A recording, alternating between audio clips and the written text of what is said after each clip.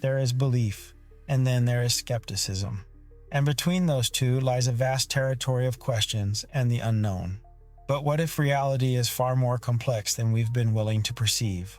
And what if the stories that we dismiss as myth and legend hold the keys to understanding consciousness? From ghostly encounters to mysterious lights in the sky, humanity has always sensed there was something more out there. Some call it the paranormal, and others call it the divine. Some search the stars for answers, while others look within. They are all connected, threads in the grand tapestry of life. But we stand at a place where the fabric between realities is much thinner than you might think, because this is Crossroads of the Veil.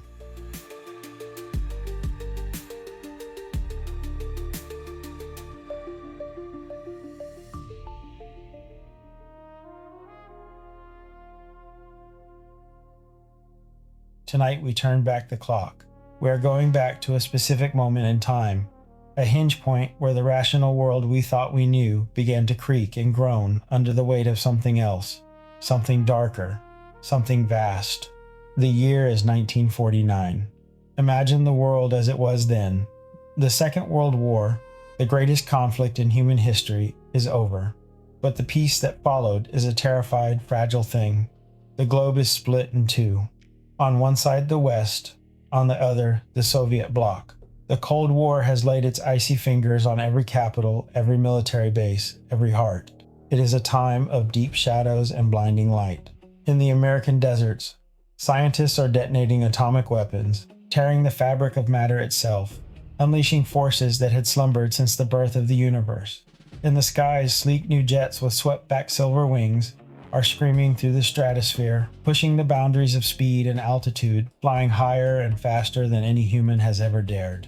It is a time of technological arrogance. We have split the atom. We have conquered the air. We feel like gods. But underneath that arrogance, there is a gnawing anxiety and a sense that we have opened a door we cannot close. A fear that in the dark, silent spaces between the stars, or perhaps just beyond that layer, something is watching us. This is the world of 1949, a world where the rigid lines between science fiction and scientific fact are beginning to blur and dissolve. And into this anxious, hyper-alert world, a single telegram is sent. It is a small thing, a flimsy strip of yellow paper with typed words glued onto it. But this single piece of paper is a summons. It is an invitation to an unsettling truth. It is an assignment that will not only alter the life of one man, but will ignite a firestorm of controversy that burns to this very day. This telegram will lay the foundation for a modern mythos. It will draft the blueprints for a grand and terrifying story that we are still telling ourselves tonight, a story of strange, impossible lights dancing in the night sky, of machines that mock our physics, and of a powerful, clandestine cabal within our own government that is determined to hide the terrible truth at any cost. The man who received that telegram was Donald Edward Keyhoe. You may know the name, or perhaps you only know the legacy he left behind.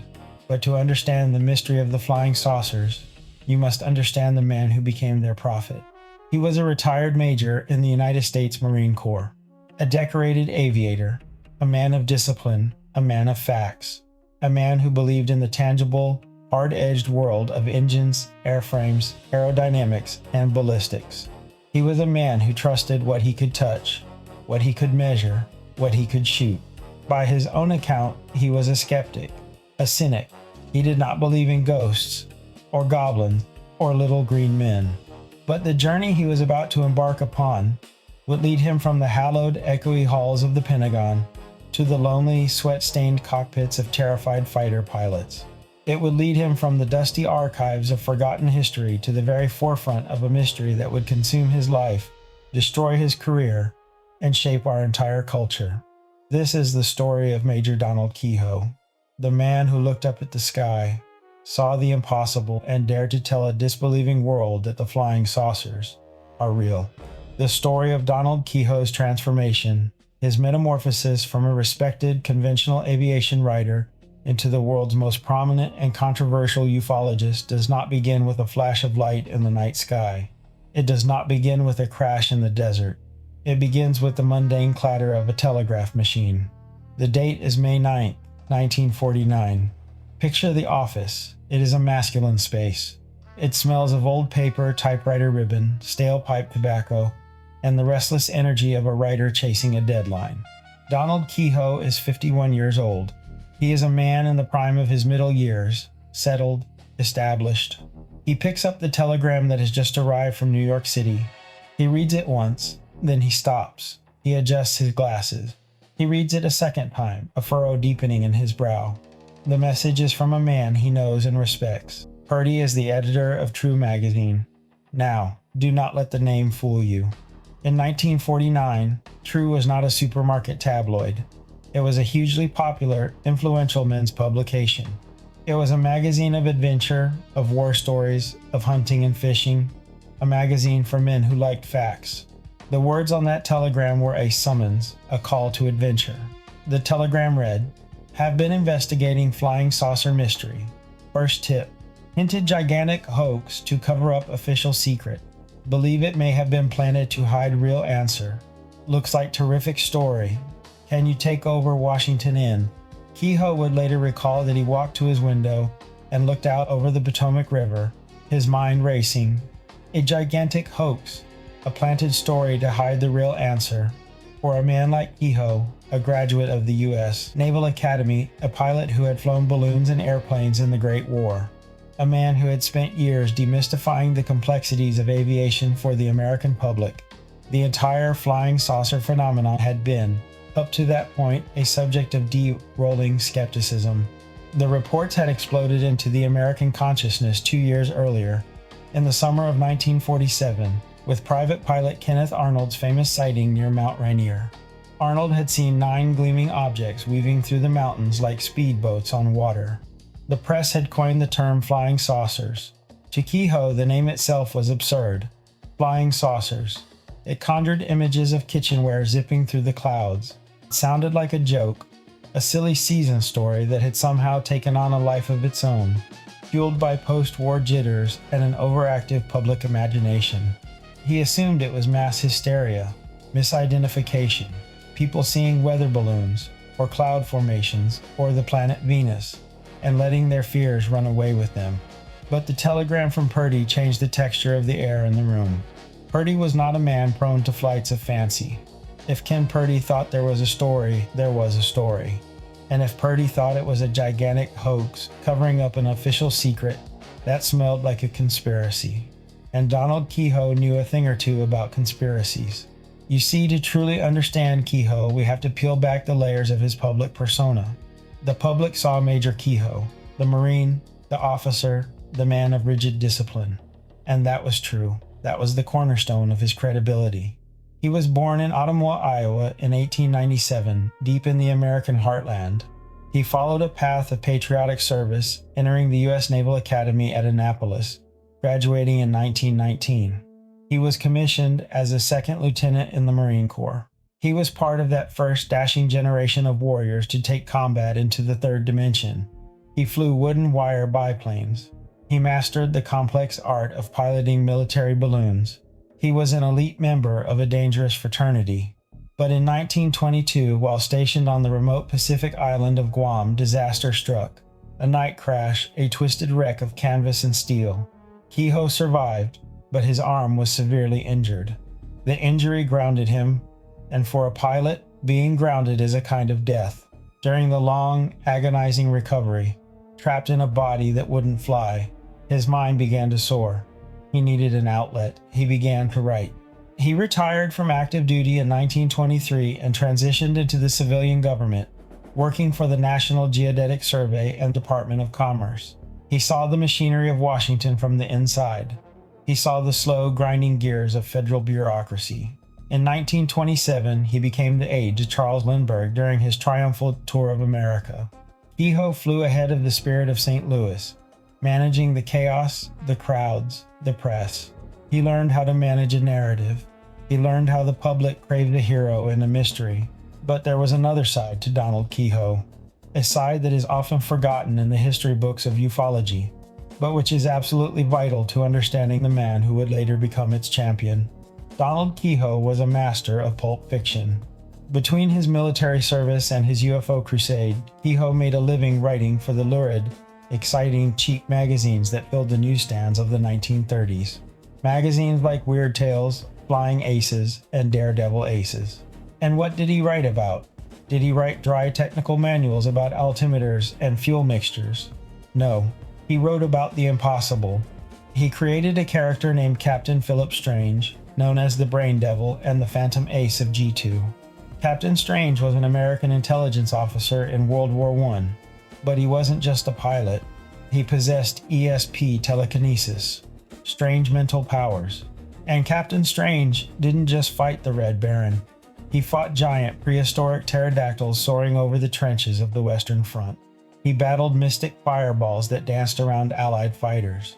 He fought spectral demon aces flying ghostly planes. Another of his heroes was Richard Knight, a pilot blinded in combat who gained the supernatural ability to see in absolute darkness, using this power to fight dinosaurs and discover lost races. Think about that for a moment.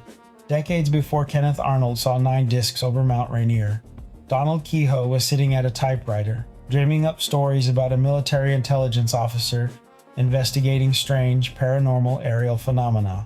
The mystic fireballs in his fiction were nearly identical to the Foo Fighters reported by pilots in World War II, glowing orbs that stalked planes.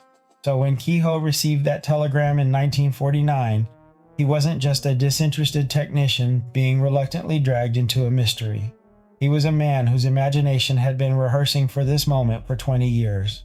In a very real sense, he was stepping into the role of his own fictional hero.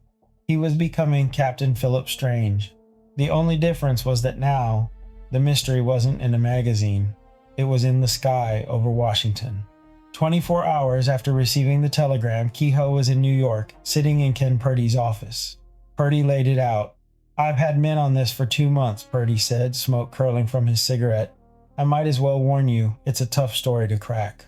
True Magazine had done its homework. They had looked at the obvious answers. Was it a Russian missile? A terrifying glimpse of Soviet technology being tested over American soil? Or was it the opposite? A top-secret American experimental aircraft, a skyhook wing, a nuclear-powered craft. "We've had several answers," Purdy admitted. "None of them stacks up. But I'm positive one was deliberately planted when they found we were checking. A plant. Disinformation." This deepened the mystery instantly. If the Air Force was feeding false information to a major magazine, it meant they were hiding something specific. It meant there was a cover-up. Purdy briefed Keyhoe on the loose threads, the inconsistencies, and there were many. First, there was the Mantell case, the death of the pilot in Kentucky. The official explanation was that he was chasing the planet Venus. Keyhoe, a pilot, knew that was absurd. A combat veteran chasing a planet to his death in broad daylight. Impossible. Purdy leaned forward. "Try to get the details of Mantell's radio report to Godman Tower. Before he was killed, he described the thing he was chasing. We know that much. Project Saucer gave out a hint, but they've never released the transcript. What had Mantell said? What were his last words?" Then Purdy dropped another breadcrumb. "See if you can find anything about a secret picture. Taken at Harmon Field, Newfoundland. It was around July 1947. A secret picture, photographic evidence, the Holy Grail." Purdy's final warning to Keyhoe was the most chilling of all. "Watch out for fake tips. You'll probably run into some people at the Pentagon who'll talk to you off the record. That handcuffs a writer. Look out they don't lead you into a blind alley." Keyhoe returned to Washington, the bit in his teeth. He was now the investigator. He was the Washington end. For 6 months he dove into the labyrinth. He wasn't alone. He worked with the staff of True, checking hundreds of sighting reports. And as they dug, they realized they were not the only ones digging. They kept crossing paths with other investigators, teams from the Air Force's Project Saucer, and more ominously, agents from the FBI.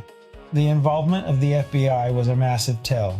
If this was just silly nonsense, if this was just hysteria and weather balloons, why was the Federal Bureau of Investigation interviewing farmers in Iowa and pilots in Oregon? Why were files being opened and stamped top secret? Keyhoe used his old contacts. He walked the halls of the Pentagon. He met with old classmates from Annapolis who were now admirals and generals. He took them out for drinks. He asked quiet questions. and he got quiet answers. He spoke with rocket experts who were on the cusp of the space age. He spoke with astronomers. He dug into old archives and found reports of strange aerial objects from the 19th century, reports from 1897, from 1880, long before the Wright brothers flew at Kitty Hawk. As the evidence piled up on his desk, a picture began to form. It was a picture that terrified him. It wasn't a Russian. The technology was too advanced. No nation on Earth could build a craft that could hover silently, accelerate to thousands of miles an hour in a second, and make right-angled turns that would turn a human pilot into jelly inside the cockpit. It wasn't us. Keyhoe knew the U.S. capability. He knew the experimental wings. We didn't have it. If it wasn't the Russians, and it wasn't the Americans, and if these things had been seen for centuries, Keyhoe and Purdy sat down to look at their conclusion. It was inescapable. It was the only answer that fit all the facts, no matter how impossible it seemed.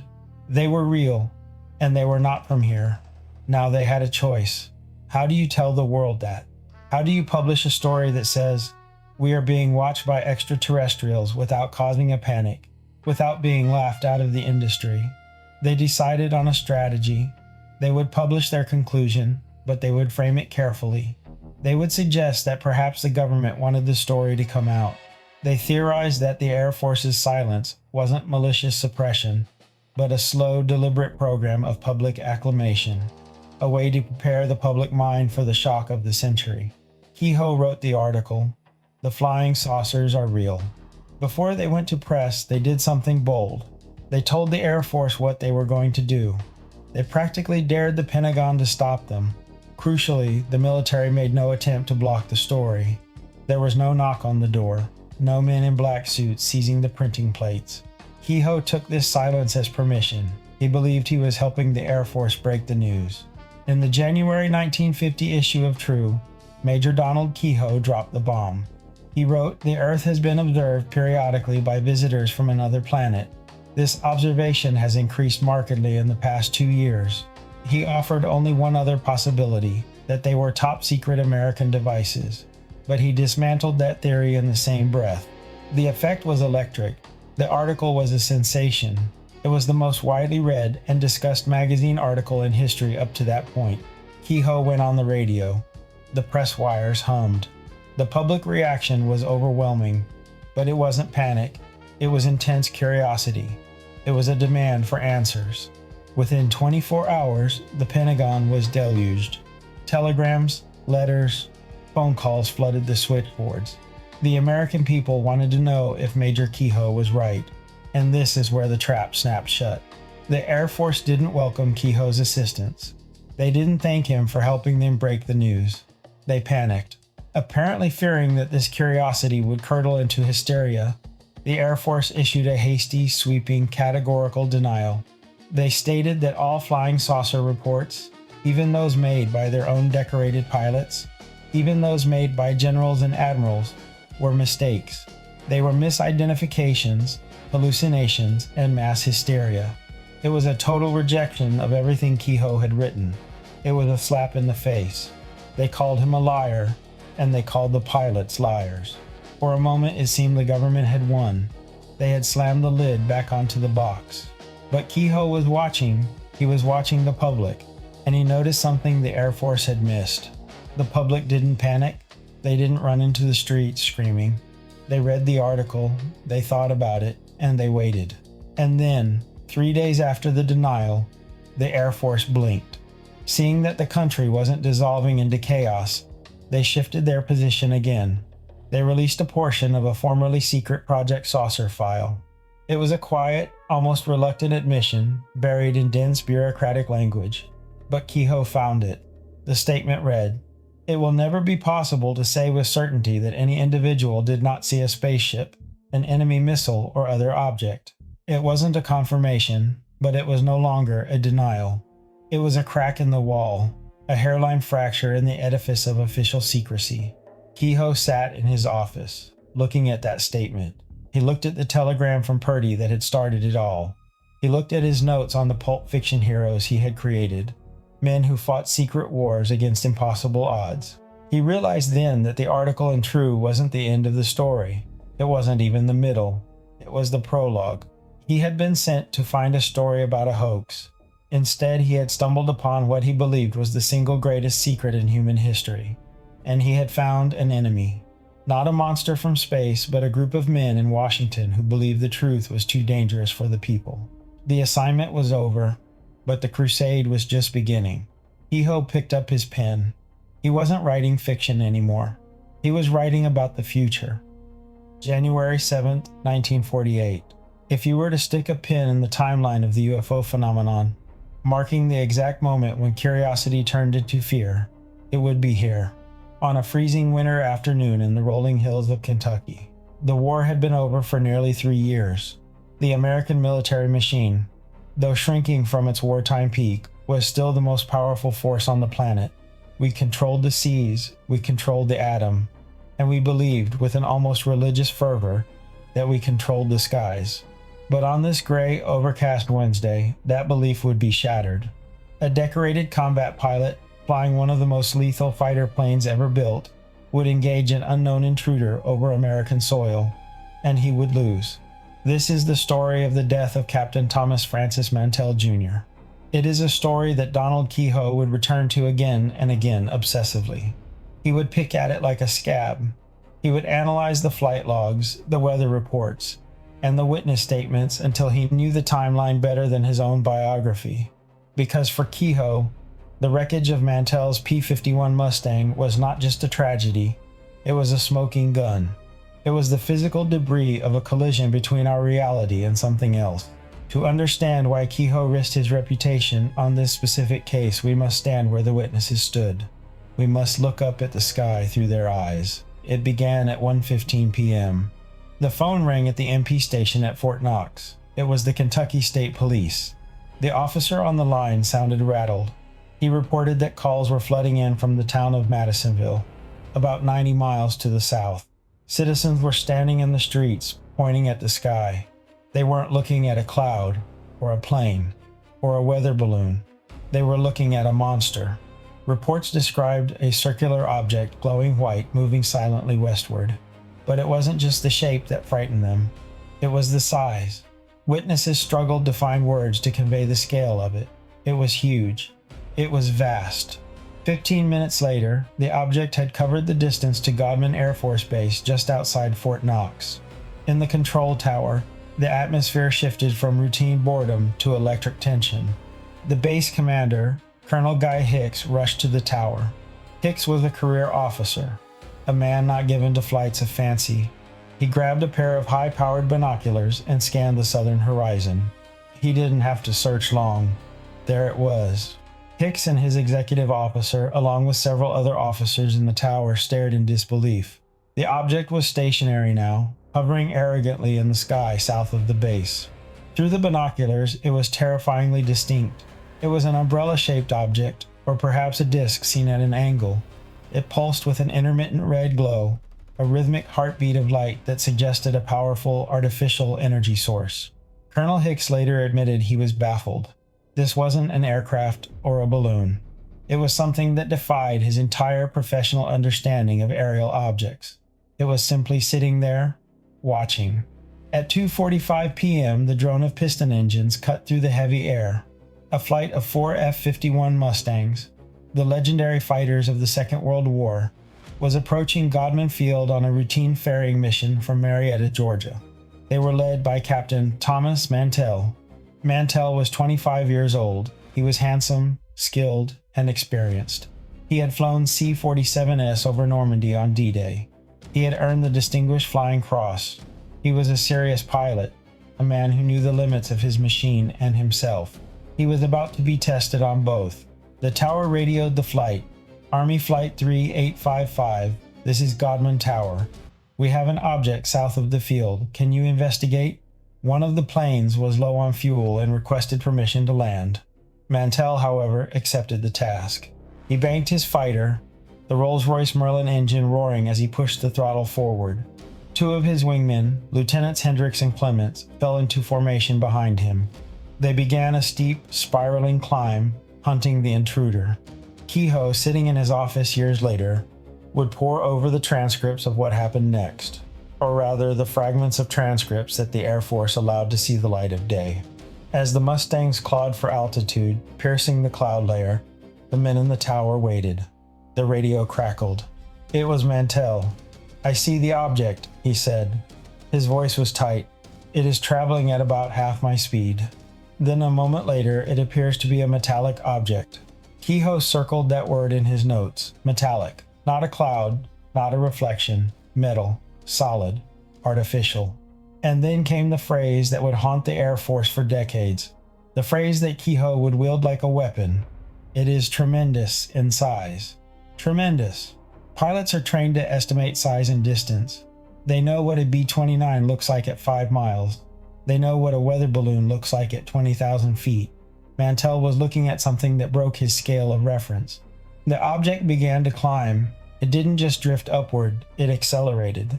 "It's starting to climb," Mantell radioed. "I'm going to 20,000 feet. If I'm no closer, I'll abandon the chase." This was a critical decision. The F-51s were not equipped with oxygen for this flight.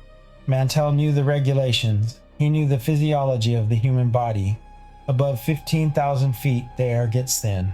Hypoxia, oxygen starvation sets in.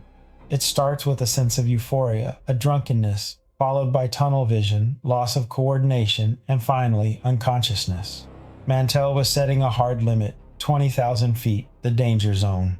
His wingmen, sensing the peril or perhaps struggling with their own aircraft, leveled off at 15,000 feet. They watched their leader continue upward, a lone silver dart chasing a red glowing Titan. At 3:15 p.m., the tower heard Mantell one last time. "It's still above me," he said, "making my speed or better. I'm trying to close in." And then, silence. Minutes later, in a farm field near Franklin, Kentucky, the silence was broken by the scream of tortured metal.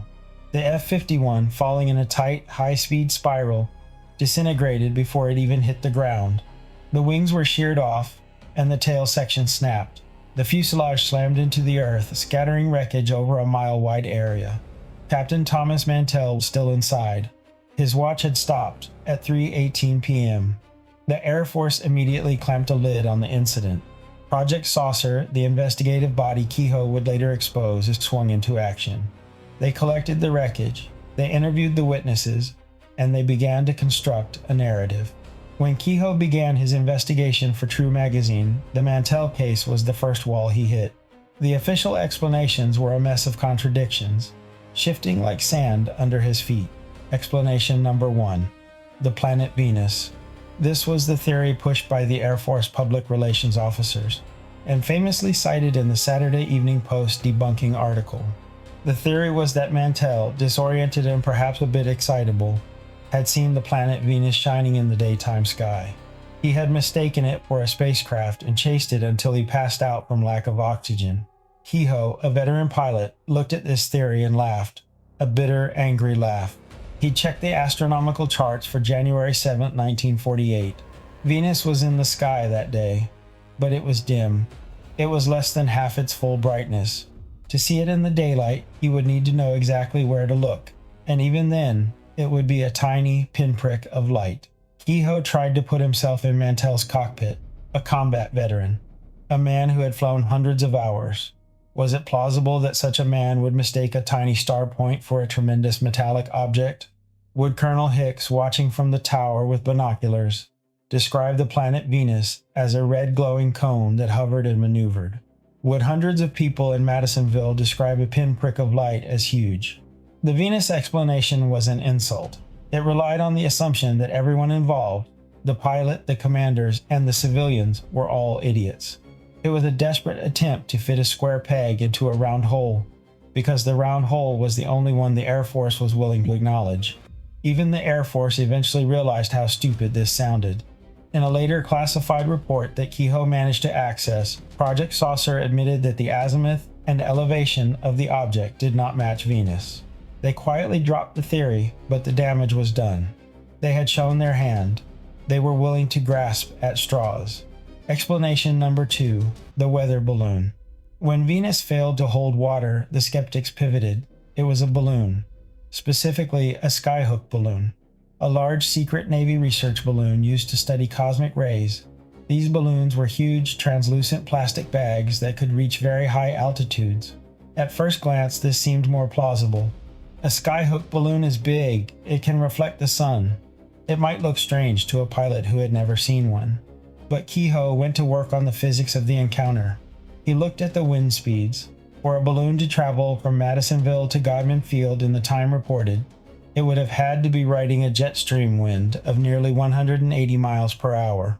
But then, upon reaching the air base, this balloon, riding a hurricane force wind, would have had to come to a dead stop and hover motionless for an hour.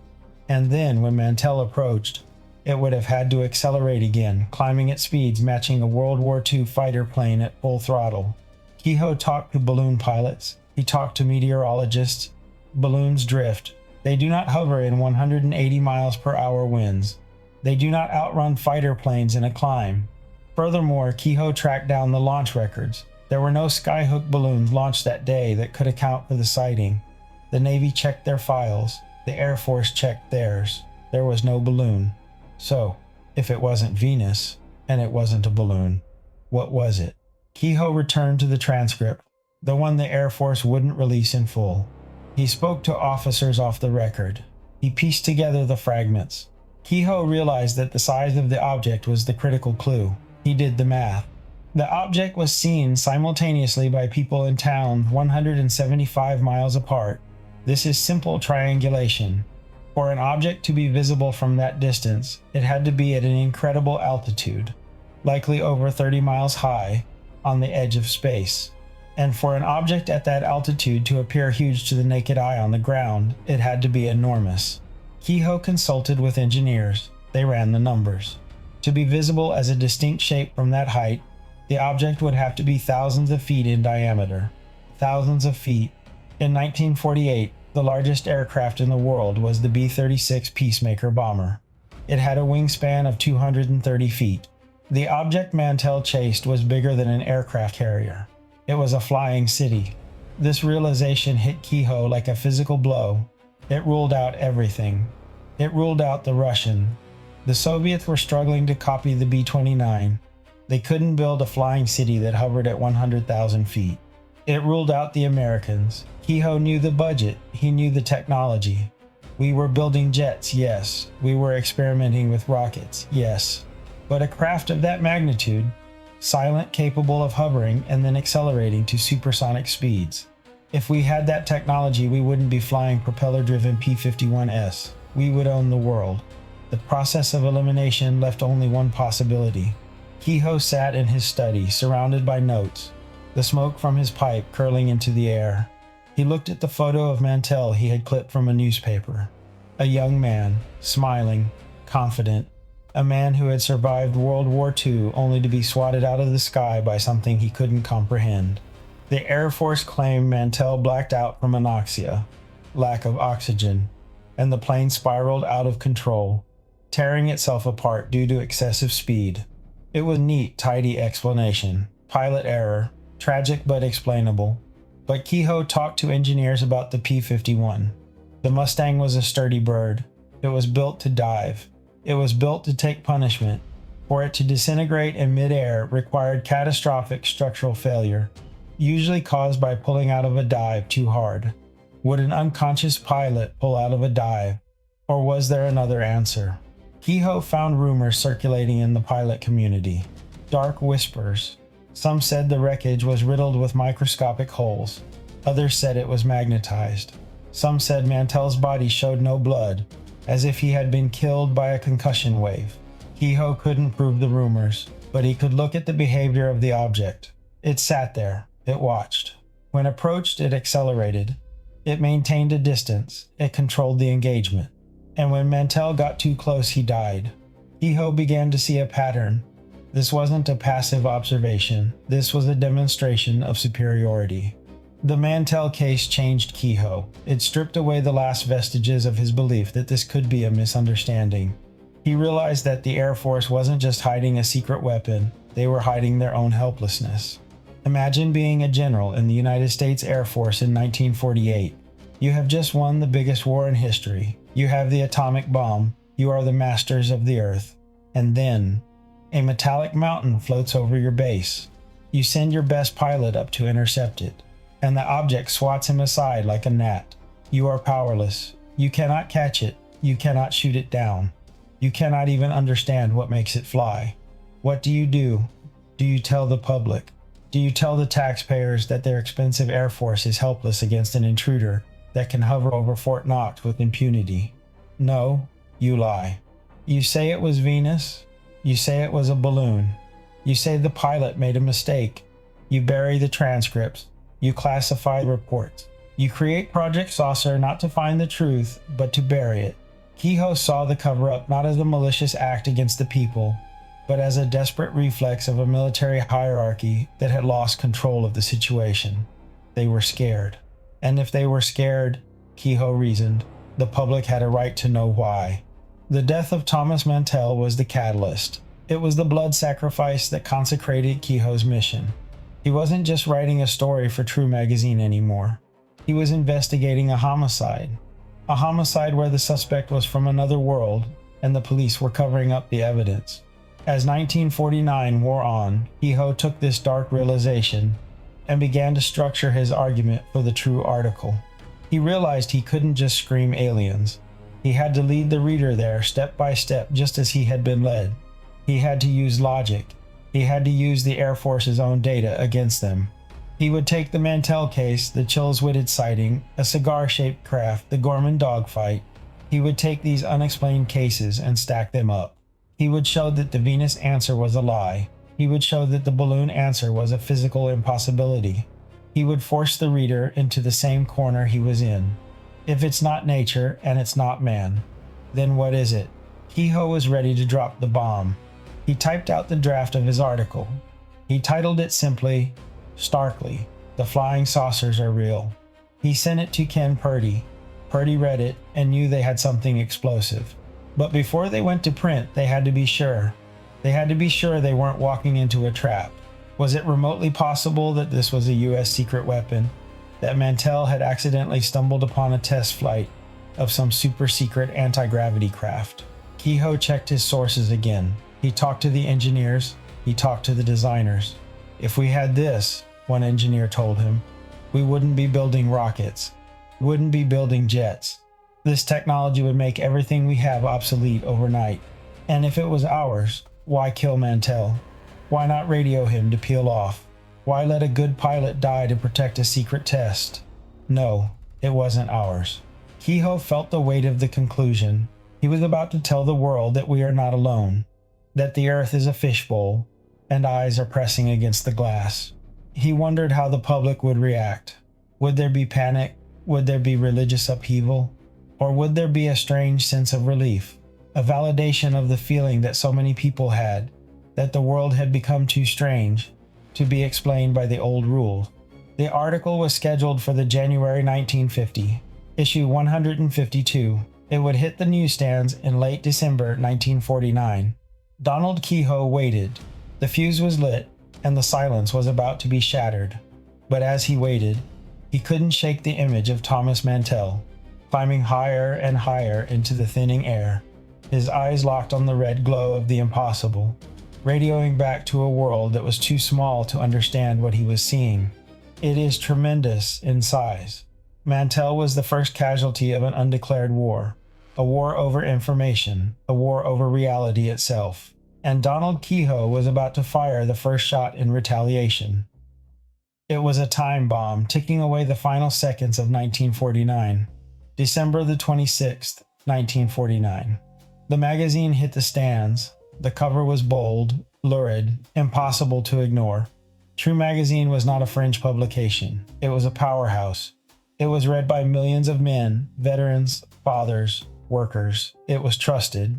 And there on the cover was the claim that would stop the country in its tracks. The flying saucers are real. Inside, Keyhoe laid out his case with the precision of a prosecutor. He didn't rant. He didn't speculate about Martians or little green men. He presented facts. He laid out the Mantell case, exposing the absurdity of the Venus explanation. He laid out the Chills-Whitted case where a cigar-shaped craft buzzed an airliner. He quoted the pilots. He quoted the radar operators. He quoted the Air Force's own confused denials. He wrote, Living, intelligent observers from another planet are watching us. The saucers are not weapons, they are not hostile, they are observers. The Air Force knows this, and they are hiding it from you to prevent panic. The reaction was instantaneous. It was a shockwave. Newspapers across the country picked up the story. Radio commentators like Frank Edwards broadcast Keyhoe's findings to millions of listeners. The wire services flashed the summary to every newsroom in America. Overnight, Donald Keyhoe became the most talked about man in the country. He was no longer just a writer, he was the man who had pulled back the curtain. But the real drama wasn't happening on the newsstands, it was happening inside the Pentagon. When the article hit, the Air Force was caught flat-footed. They had known Keyhoe was writing something, but they hadn't expected this.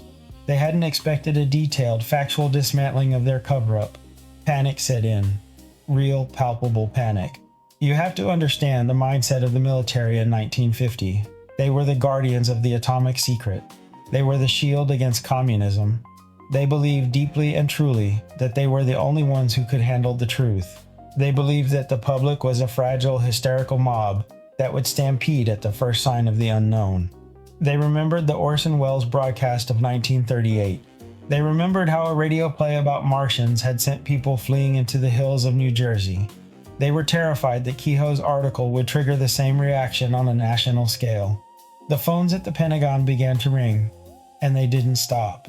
Congressmen were calling, senators were calling, newspapers were calling, and ordinary citizens were calling. Is it true? They asked. Are they real? Are we being watched? The Air Force press desk was overwhelmed. They needed a response. They needed to kill this story, and they needed to kill it fast. But they made a mistake, a critical tactical error. Instead of a measured, calm response, they lashed out. They went on the offensive. On December 27th, just 24 hours after the story broke, the Air Force issued a press release. It was a sledgehammer. They denied everything. They stated categorically that there was no evidence, none, that flying saucers existed. They claimed that Project Saucer, the investigation Keyhoe had exposed, had been closed because there was nothing to investigate. But they didn't stop there. They went after the witnesses. They declared that all saucer reports, every single one, were the result of three things. Number one, misinterpretation of conventional objects, meaning people were too stupid to know a cloud from a spaceship. Number two, hoaxes, meaning people were liars seeking attention. And number three, the most insulting of them all, mass hysteria. They claimed that the pilots, the police officers, the radar operators, and the civilians were all suffering from war nerves. They were hallucinating. They were mentally unstable. It was a total scorching of the earth. They were telling the American people, "You are crazy. You are seeing things. Shut up and go back to sleep." Keyhoe read the denial in Washington. He felt a cold anger rising in his chest. He knew these men. He knew the pilots they were slandering. He knew Thomas Mantell hadn't died from hysteria. He knew the radar operators at Fort Knox hadn't hallucinated a solid object on their screens. He realized then that the cover-up wasn't just a policy, it was a reflex, a desperate defensive reflex of a system that was losing control. But then, as the days ticked by, and something fascinating happened. Keyhoe watched the news. He listened to the radio. He waited for the panic. He waited for the riots in the streets. He waited for the collapse of society that the Air Force was so afraid of. It never came. There were no riots. There were no suicides. There was no mass flight from the cities. Instead, there was conversation. People stood on street corners and looked up. They talked about it in diners and barbershops. They argued about it at the dinner table. Did you read Keyhoe? Do you think he's right? I saw something once. The American people were not terrified. They were fascinated. They were curious. They were open to the idea. It turned out that the public was much tougher, much more resilient, and much smarter than the generals in the Pentagon gave them credit for. They had survived a depression and a world war. The idea of visitors from space. That was big, yes, but it wasn't the end of the world. In fact, for many, it was a hopeful idea, a sign that there was something more out there than just the Cold War and the bomb. This lack of panic was a disaster for the Air Force. Their entire argument for secrecy that the public couldn't handle the truth was evaporating before their eyes. Keyhoe had called their bluff. He had shouted fire in the crowded theater, and the audience had just sat there and asked, "What kind of fire?" The Air Force realized they had overplayed their hand. The total denial was too brittle. It wasn't believable. People knew what they were seeing. Pilots knew what they were chasing. So, 3 days later, the strategy shifted again. And this is where the mystery deepens. This is the moment that suggests there wasn't just one Air Force. There were factions. There were arguments behind closed doors. There were men who wanted to keep the secret and men who wanted to let it out. On December 30th, 1949, the Air Force did something baffling. They leaked a document. It was a summary of the Project Saucer files, the very files they had claimed didn't exist or were closed. It was handed to the press quietly. It wasn't a big announcement. It was a slip of paper passed across a desk. Keyhoe got his hands on it. He read it with widening eyes. The document was written in dense, bureaucratic military speak. It was dry, boring, and technical. But buried in the middle of the text were sentences that contradicted everything the Air Force had just said. The document admitted that there were sightings that could not be explained. It admitted that credible observers had seen things that defied physics. And then there was the smoking gun. The report discussed the possibility of extraterrestrial origin. It didn't dismiss it. It discussed it. It said, "The Earth has been observed periodically by visitors from another planet. This observation has increased markedly in the past 2 years." That was Keyhoe's conclusion. The Air Force report was more subtle, but no less explosive. The report stated, "It will never be possible to say with certainty that any individual did not see a spaceship, an enemy missile, or other object." And then in a section analyzing the motives of potential visitors, the report speculated. Such a civilization might observe that on Earth we now have atomic bombs and are fast developing rockets. In view of the past history of mankind, they should be alarmed. We should therefore expect at this time above all to behold such visitation. The Air Force intelligence analysts were writing down, in black and white, the exact same theory Keyhoe had proposed, that the atomic bomb attracted them, that they were alarmed by us. Why would the Air Force release this? Why would they deny everything on Tuesday, and then release a report on Friday that discussed the motives of alien visitors? Keyhoe believed it was a test, a trial balloon. He believed there was a faction inside the Pentagon, let's call them the Disclosure Group, who wanted the truth to come out. They had used Keyhoe's article as a catalyst. They saw that the public didn't panic, so they pushed a little further. They leaked the report to see what would happen. For a few weeks in early 1950, it felt like the dam was breaking. It felt like the government was getting ready to say, "Yes, it's true." Keyhoe was hopeful. He thought he had won. He thought his crusade was over before it had really begun. But he was wrong. The Disclosure Group, if they existed, lost the argument. The Silence Group won. Maybe the generals got cold feet. Maybe the CIA stepped in. Maybe the pressure from the White House was too great. Whatever the reason, the door that had cracked open was slammed shut, harder than ever before. The Air Force stopped talking.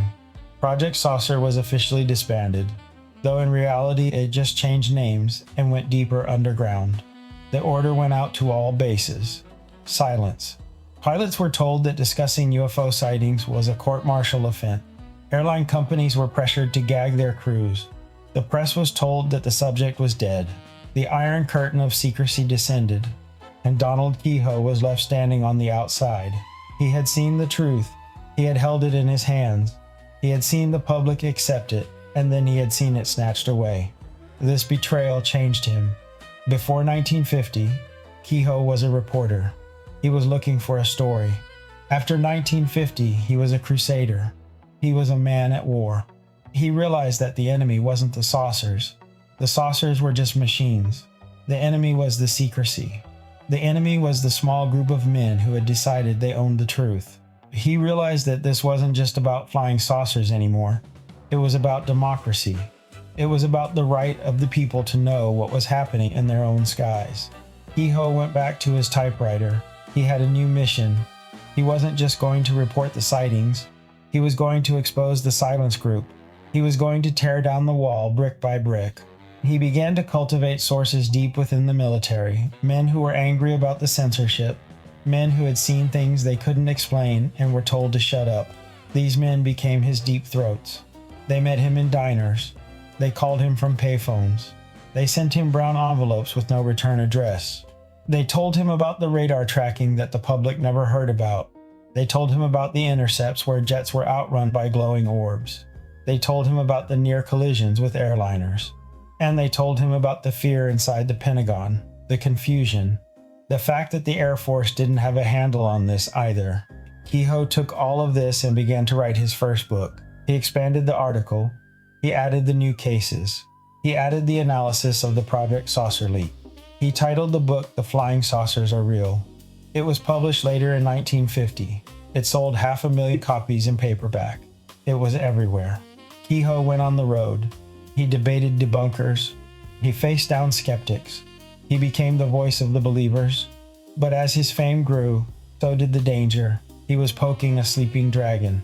The Air Force wasn't just ignoring him anymore. They were watching him. They were building a file on him. And they were waiting for him to make a mistake. The year 1950 turned into 1951. The sightings continued. The silence deepened. Keyhoe was now the public antagonist, but he needed an ally. He needed someone on the inside. And in one of the strangest twists of this entire saga, he found one. Enter Albert M. Chop. Al Chop was a civilian public information officer for the Air Force. He was the press man at the Pentagon assigned to handle the UFO desk. Ideally, Chop should have been Keyhoe's enemy. His job was to debunk. His job was to sell the weather balloon story. But Al Chop was an honest man, and Al Chop was seeing the reports that crossed his desk every morning. He was seeing the classified cables from bases in Germany, Korea, and Alaska. He saw the pilot reports. He saw the radar data, and Al Chop was getting scared. He began to talk to Keyhoe. At first it was just professional. Keyhoe would come to the Pentagon press room, and they would spar. But slowly, a relationship formed. Chop realized that Keyhoe wasn't a crackpot. He was a serious researcher who often knew more about the sightings than the Air Force press desk did. And Keyhoe realized that Chop wasn't a villain. He was a man caught in the middle. This relationship would become the fulcrum of the next phase of Keyhoe's life. It would lead to the most explosive revelations yet, because the saucers were coming back. They had been quiet for a while, but as 1951 turned into 1952, the tempo began to increase. The lights in the sky were returning, and this time they weren't just watching remote bases in the desert. They weren't just buzzing lone planes in the night. They were coming for the Capitol. They were coming for Washington. And Donald Keyhoe, with Al Chop as his unwilling witness, was about to be placed in the center of the biggest UFO event in history. The great reveal of 1950 had failed. The government had contained the leak. But the truth is like water. You can build a dam, but if the pressure builds high enough, that dam will break. And in the summer of 1952, the pressure was about to go off the charts. It started slowly. A sighting here, a radar track there. But the tempo was different. The objects weren't just observing remote atomic plants anymore. They were getting bolder. They were coming closer. In April 1952, Life magazine, the titan of American media, published an article titled, "Have We Visitors from Space?" It was a serious, sober investigation that leaned heavily toward the yes answer.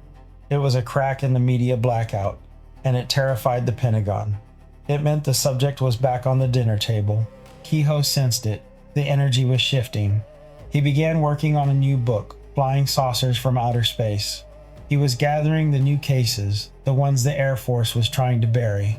But nothing could prepare him, the Air Force, or the world for July. July 1952 was hot in Washington, D.C. A sweltering, humid, miserable heat that clung to your shirt and made the air feel heavy and thick. Congress was in session. The city was bustling. On the night of Saturday, July 19th, the air traffic controllers at Washington National Airport were settling in for the graveyard shift. Harry Barnes was the senior controller. He was a pro. He knew every blip on his radar screen. He knew the flight paths, the schedules, the routine. At 11:40 p.m., the routine ended. Barnes glanced at his radar scope. A group of 7 blips had appeared. They hadn't flown into the range. They hadn't come from the north or the south. They had just appeared, instantly, as if they had dropped out of a hole in the sky. Barnes checked his equipment. The radar was working perfectly. He watched the blips. They were moving slowly at first, around 100 miles per hour, but their movement was wrong. They didn't move like planes. They moved erratically, drifting, stopping, then darting forward. Barnes called the tower controller, Howard Coughlin. "Howard, you got anything on your scope?" "Yeah, Harry," Coughlin replied, his voice tight. "I got 'em, and I can see one of 'em." Barnes froze. "You can see it?" "Yeah, a bright orange light. I can't see a shape, it's just hovering." This was the nightmare scenario. Unknown objects, controlled flight, visual confirmation, and they were over the capital of the United States. Barnes looked at the map overlay on his radar screen. He traced the position of the blips. 2 of them were hovering directly over the White House. Another was over the Capitol building. Let that sink in. In 1952, the most heavily defended airspace on planet Earth was being violated with impunity. Objects were sitting over the president's bedroom, and the Air Force didn't even know they were there. Barnes picked up the phone. He called Andrews Air Force Base just across the river. "Andrews, this is National. We have unknown targets. Do you have them?" The radar operator at Andrews sounded shaky. "We got them, National. They're all over the place." "Are you scrambling intercepts?" Barnes asked. "We can't," the operator said. "Our runways are under repair. We have to call Newcastle, Delaware." Newcastle was 100 miles away. It would take 30 minutes for jets to arrive. For the next few hours, Harry Barnes and his team watched in helpless fascination as the invasion of Washington played out on their screens. The objects were playful. They were arrogant. When a commercial airliner approached, the blips would dart over to it. Pilots radioed in, voices trembling. "Tower, this is Capital Flight 807. There's a light, and it's pacing us. It's right off our wing." "We see it, 807, Barnes replied. "It's on the scope." The objects would follow the planes, dance around them, and then streak away at impossible speeds. Barnes clocked one of them accelerating from 100 miles per hour to 7,000 miles per hour in a single sweep of the radar arm. 7,000 miles per hour inside the atmosphere. That is not a speed, that is a teleportation. Finally, just before dawn, the jets from Delaware arrived. F-94 Starfire interceptors. They roared over Washington, afterburners glowing. And the moment the jets arrived, the blips vanished. Gone. The pilots circled. They saw nothing. They reported empty skies. They turned for home. And the second, the jets left the radar range, the blips returned. It was a game of cat and mouse, but the mouse was a fighter jet, and the cat was something else entirely. The sun came up on Sunday morning. The objects were gone. But the story wasn't. Keyhoe got the call early. His sources were buzzing. Did you hear? Did you hear what happened at National? He drove to the airport. He interviewed Barnes. He interviewed the other controllers. He saw the fear in their eyes. These were men who trusted their instruments. They knew what they had seen. They were guided, Barnes told Keyhoe. There is no doubt in my mind. They were under intelligent control. The news hit the papers on Monday. Saucers swarm over Capitol.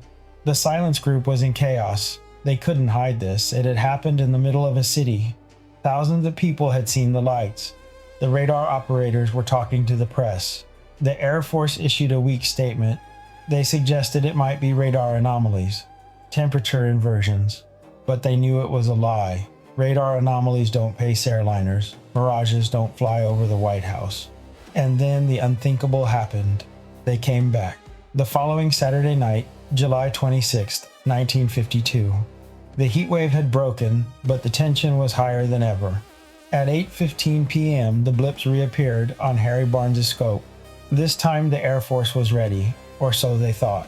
Al Chop was at the Pentagon when the call came in. He raced to the airport. He wanted to see it for himself. He walked into the radar room at National Airport. It was dark, lit only by the green glow of the scopes and the ember of Barnes' cigarette. There they are, Al, Barnes said, pointing to the screen. Chop looked. He saw the solid, distinct returns. He watched them weave through the air traffic. Scramble the jets, Chop said. He was the press officer, but in that moment, he was the ranking Air Force official in the room. This time, the jets were launched from a closer base. Two F-94s roared into the night sky. The pilots were vectored in by Barnes. Target at 12 o'clock, 3 miles, closing fast.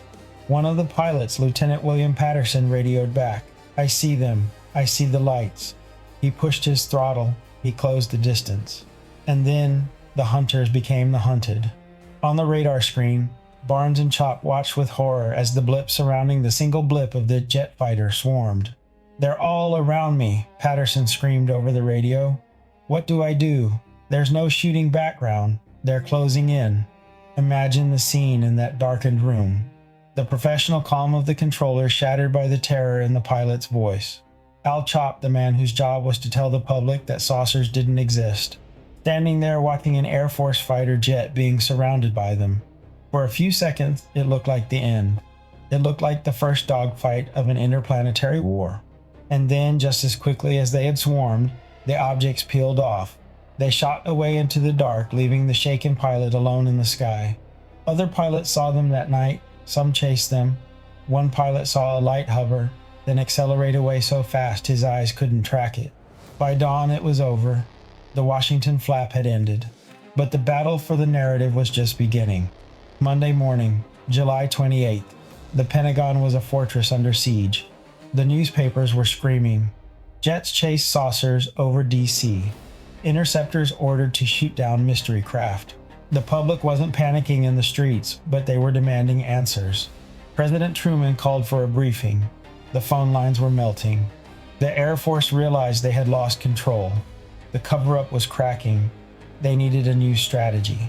They needed to kill this story, and they needed to kill it with a weapon so powerful that no one would dare question it again. They decided to hold a press conference, but this wouldn't be a normal briefing. This would be the biggest press conference since the announcement of the atomic bomb. General John Samford, the director of Air Force Intelligence, would lead it.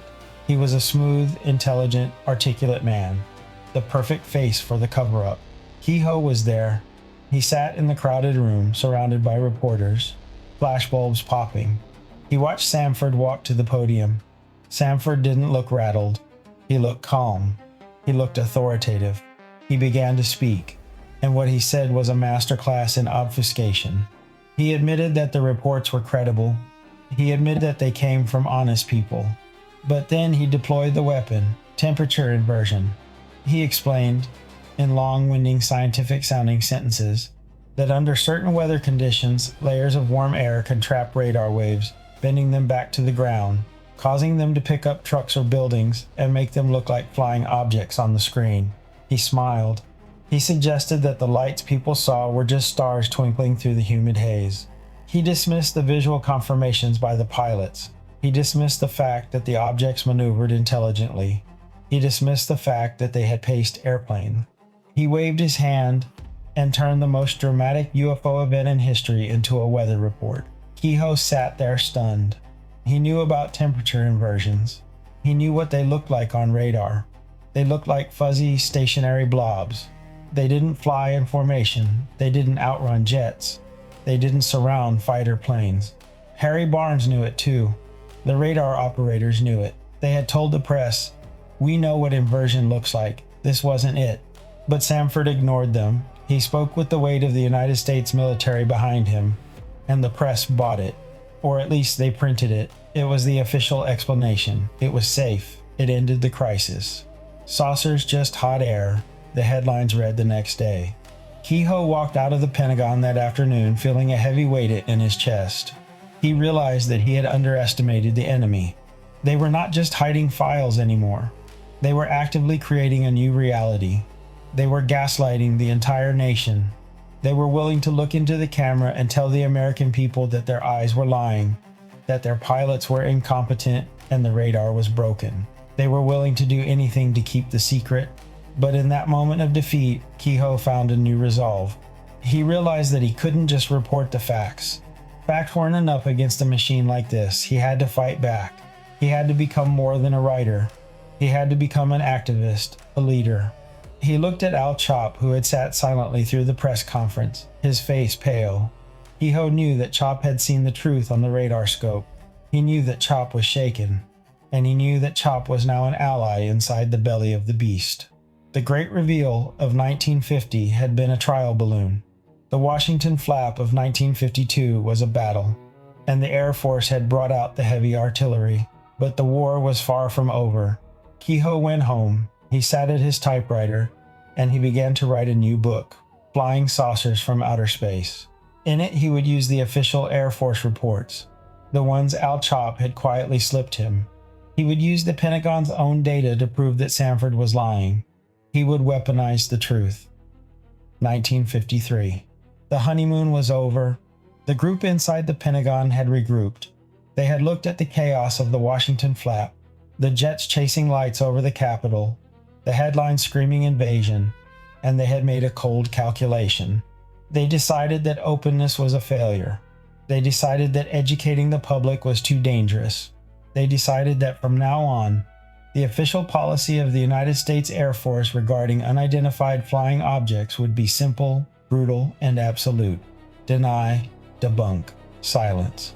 Donald Keyhoe, the man who had been an insider, was about to find himself locked out in the cold. The doors that had been opened to him were slammed shut. The phones that used to ring with tips went dead. The friendly officers who used to meet him for coffee were suddenly transferred to Alaska or refused to return his calls. He was no longer a partner in the investigation. He was a target.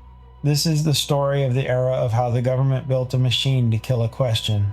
And it is the story of the night that machine malfunctioned on live television in front of 20 million witnesses. To understand the war that Donald Keyhoe fought in the mid-1950s, you have to understand the weapon that was used against him. It wasn't a gun. It wasn't a prison cell. It was a piece of paper. It was called Air Force Regulation 200-2, issued in August 1953. This regulation was the Magna Carta of the cover-up. It was a bureaucratic masterpiece of circular logic and censorship. Keyhoe got his hands on a copy. As he read it, he realized the game had changed. The regulation stated that Air Force Base commanders were only allowed to release information to the press if the object had been positively identified as a conventional object. If it was a balloon, a plane, or a meteor, they could talk about it. They could show the press the solution. See, it was just a weather balloon. And here was the trap.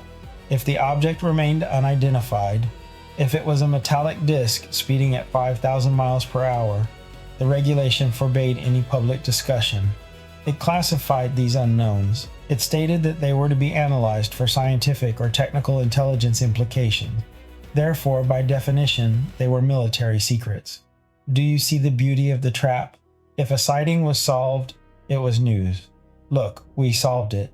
If a sighting was a genuine mystery, it was a state secret. We can't talk about it. This meant that, by law, the public could only hear about the cases that weren't UFOs. They could never hear about the ones that were unexplained. It was a perfect self-sealing system of disinformation. It created an illusion that there were no unexplained cases, because the unexplained cases were illegal to discuss. But Regulation 200-2 had an even sharper edge. It wasn't just about the press, it was about the witnesses, specifically the pilots.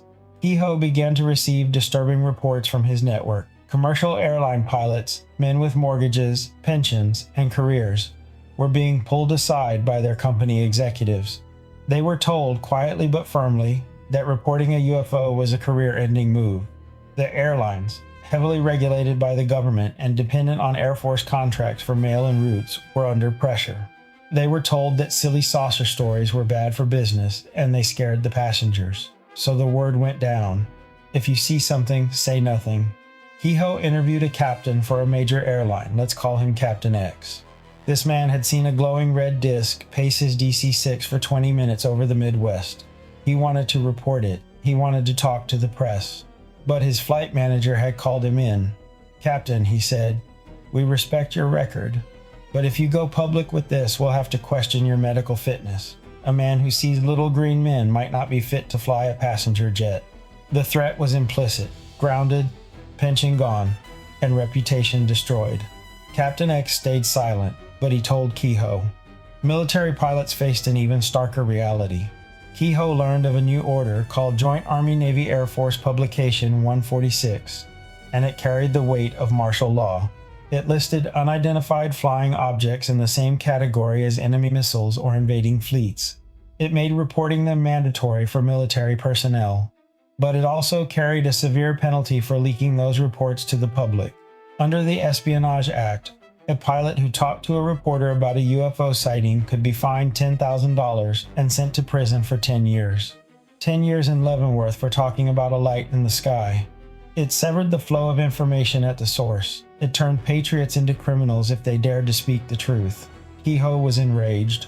This wasn't just a cover-up anymore. It was tyranny. It was the military-industrial complex clamping its iron hand over the mouth of the citizenry. He channeled his rage into his third book, The Flying Saucer Conspiracy.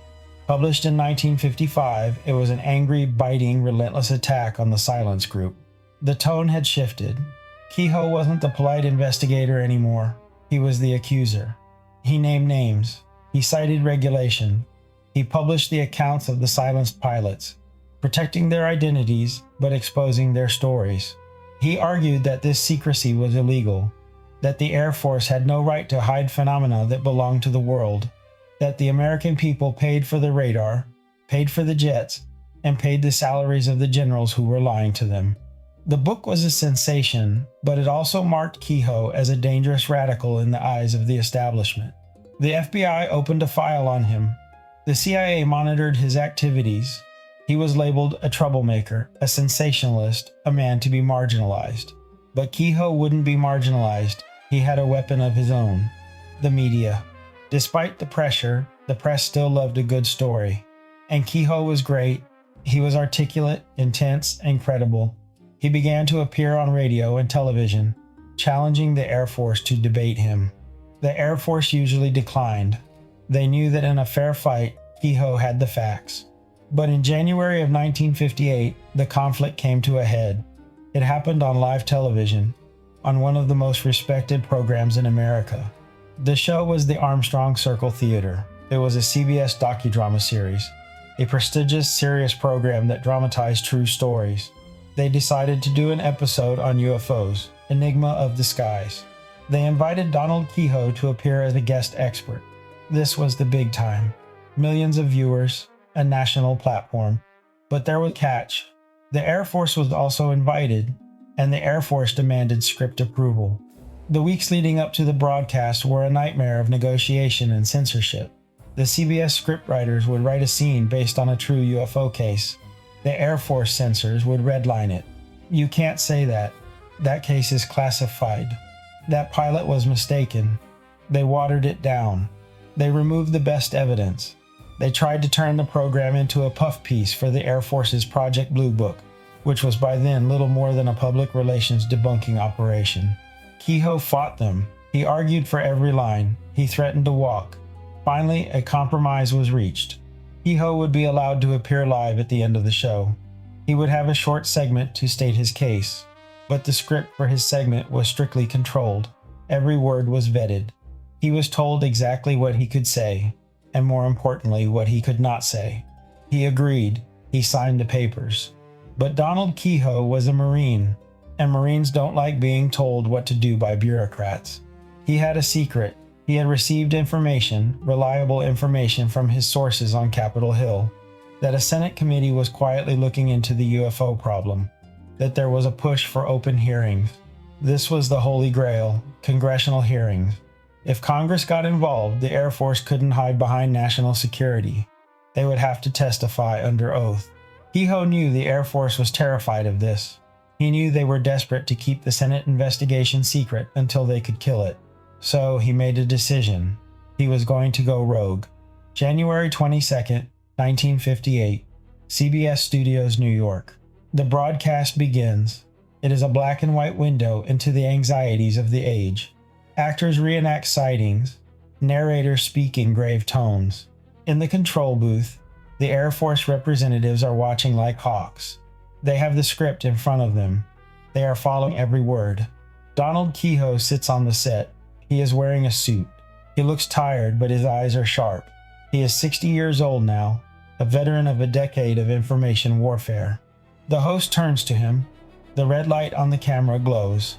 And now the host says, "We have Major Donald Keyhoe." Keyhoe begins his scripted remarks. He talks about the need to keep an open mind.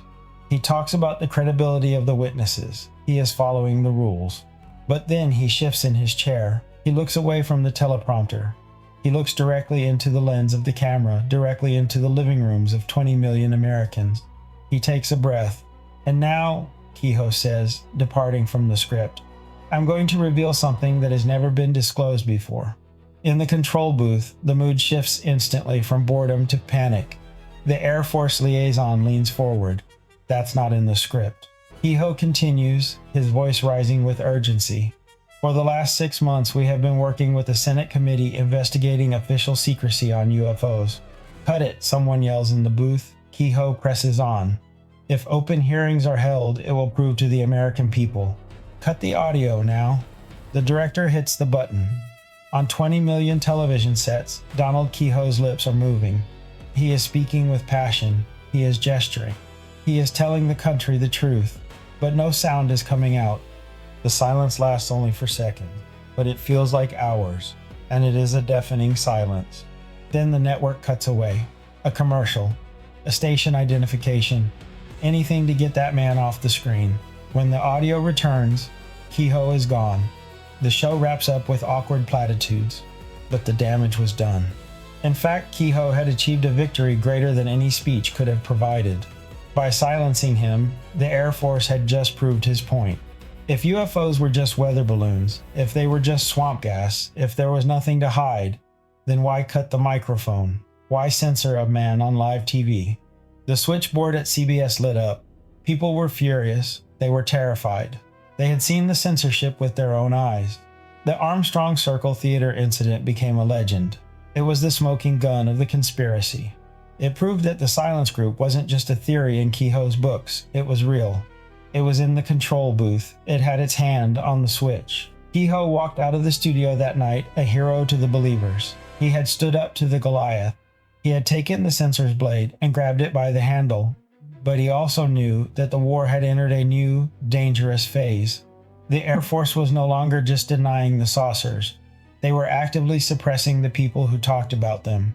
They were willing to use the power of the networks, the power of the FCC, the power of the federal government to crush the dissent. Keyhoe realized that he couldn't fight this alone. He was just one man, a writer, and he needed an army. He needed an organization that could match the Air Force in prestige, in connections, and in political firepower. He needed to weaponize credibility. He needed to build a shadow cabinet. And so, in the wake of the TV censorship, Keyhoe turned his attention to a fledgling organization that was struggling to find its feet. An organization called the National Investigations Committee on Aerial Phenomena. Keyhoe would take this small, disorganized group and forge it into a political sledgehammer. He would recruit admirals. He would recruit generals. He would recruit the former head of the CIA. He would build an organization so powerful that the Air Force would be forced to listen. He was done asking for the truth. He was going to take it. Washington, D.C. is a city of monuments, white marble temples to democracy, to law, to order. It is a city built on the bedrock of authority. But in a nondescript office building at 1536 Connecticut Avenue, just a few blocks from the White House, a different kind of authority was being constructed. It wasn't built of marble, it was built of filing cabinets, typewriters, and sheer unadulterated willpower. Donald Keyhoe had walked out of the CBS studios in January 1958 with the silence of the censored microphone ringing in his ears. He had realized that one man, no matter how loud his voice, could be silenced with the flick of a switch. He needed amplification. He needed a chorus. He needed an army. And he realized that to fight the Pentagon, to fight the generals and the intelligence chiefs who made up the silence group, he couldn't just use writers and civilians. He needed his own generals.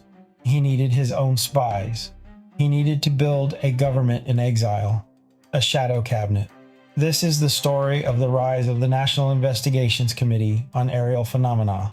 It is the story of how Donald Keyhoe turned a ragtag group of believers into the most powerful civilian intelligence agency in the world. and it is the story of the time the United States Air Force looked across the battle lines and saw their own legends staring back at them. The origins of the National Investigations Committee on Aerial Phenomena were messy. It had been founded in 1956 by a man named Townsend Brown, a brilliant but eccentric physicist. But the organization was floundering. It lacked direction. It lacked teeth. The board of directors turned to Keyhoe. They knew he was the only man with the stature to lead the fight. At first, Keyhoe hesitated. He was a writer, a lone wolf. He cherished his independence. He knew that running an organization meant politics, fundraising, administration, the death of creativity. But the anger was still burning in him. The anger at the censorship. The anger at the lies. He accepted the directorship. But he laid down a condition. If he was going to run this, he was going to run it his way. No kooks, no contactees, no messages from the Space Brothers about universal peace. The National Investigations Committee on Aerial Phenomena was going to be a scientific body. It was going to be an investigative body. It was going to be a counterintelligence unit. Keyhoe moved into the Connecticut Avenue offices. He looked at the letterhead. It was too light. It lacked gravitas. He picked up his Rolodex. He began to make calls. He wasn't calling donors. He was calling his classmates. He was calling the men he had served with in the Marine Corps, the men he had flown with, the men he had known at Annapolis. He was calling the old guard. His first target was Vice Admiral Roscoe H. Hillenkoetter. Let's pause for a moment and appreciate the magnitude of this. Roscoe Hillenkoetter wasn't just a retired admiral. He was a giant of the intelligence community. He had been the very first director of Central Intelligence. He was the first head of the CIA.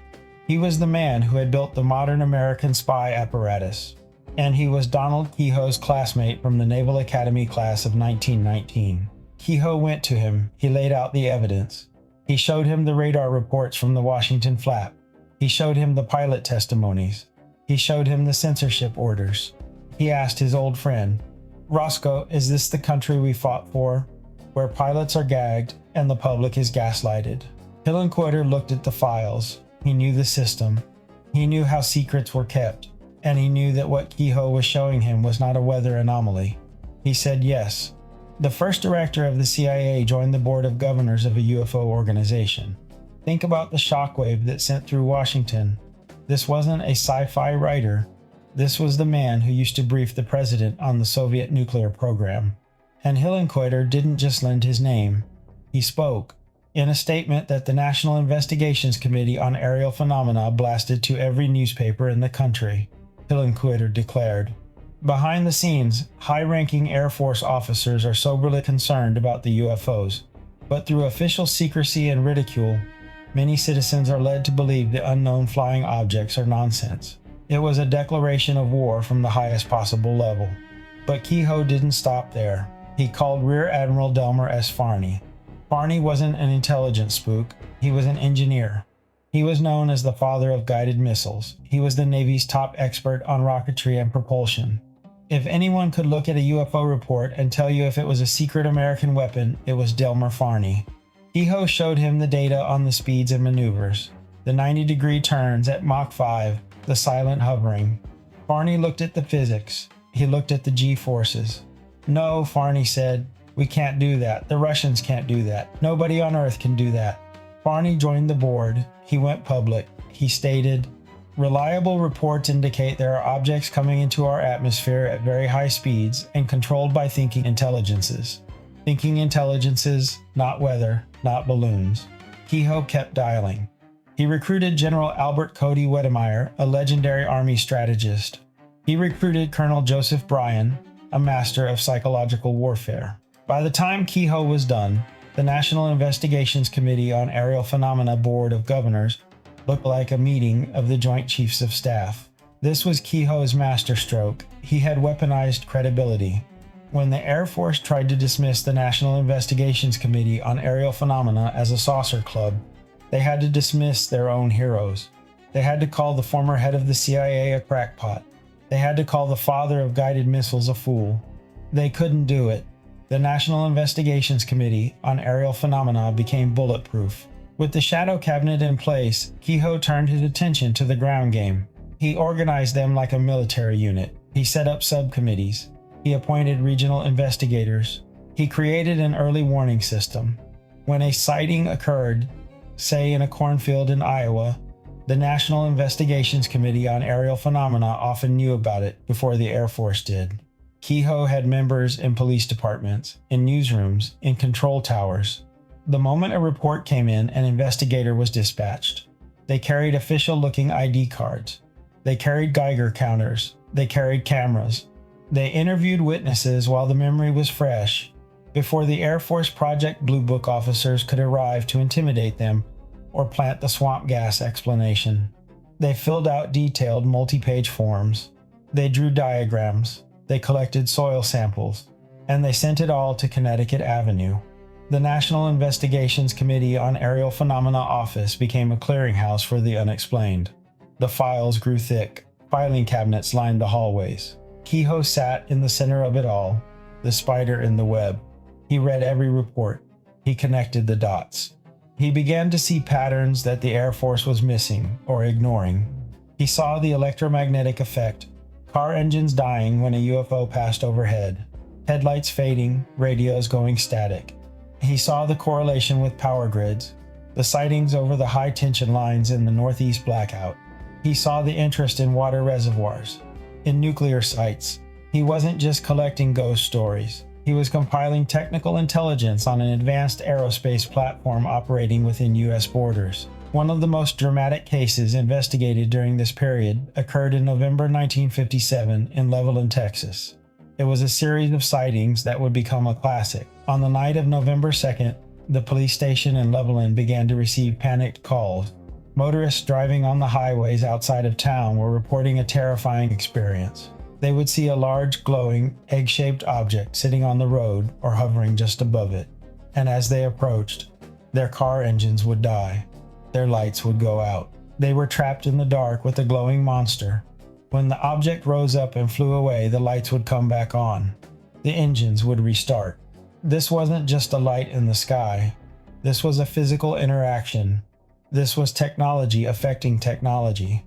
The Air Force Project Blue Book officer, a captain named Gregory, tried to dismiss it. He blamed it on ball lightning, but Keyhoe and the National Investigations Committee on Aerial Phenomena were there. They interviewed the sheriff, Weir Clem. They interviewed the motorists. They pointed out that ball lightning doesn't land on highways. It doesn't selectively kill car engines and then let them restart. It doesn't fly away when the police arrive. Keyhoe used the Levelland case to hammer the Air Force. He published the witness accounts in the newsletter, The UFO Investigator. This newsletter was Keyhoe's primary weapon of information warfare.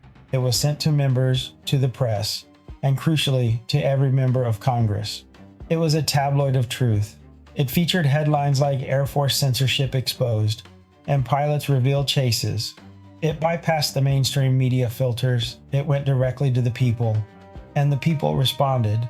Membership swelled. 5,000, 10,000, 12,000. These weren't just fans. They were dues-paying members. They were active participants. They wrote letters to their senators. They badgered their local newspapers. Keyhoe had created a UFO lobby. Inside the Pentagon, the mood was shifting from annoyance to genuine concern.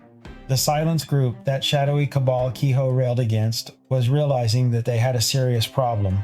Keyhoe wasn't going away, and he was getting dangerous. Declassified FBI documents from this period show the level of government paranoia. They reveal that the FBI was monitoring the National Investigations Committee on Aerial Phenomena. They were reading the newsletter. They were keeping tabs on Keyhoe's travel.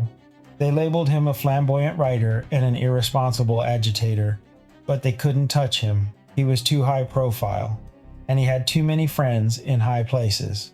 Keyhoe began to receive leaks from inside the intelligence agency again. This time they were darker. He was told that his phone was tapped. He was told that his mail was being opened. He was told that agents were joining under false names, infiltrating the organization to sow discord and slow down the work. Keyhoe became paranoid.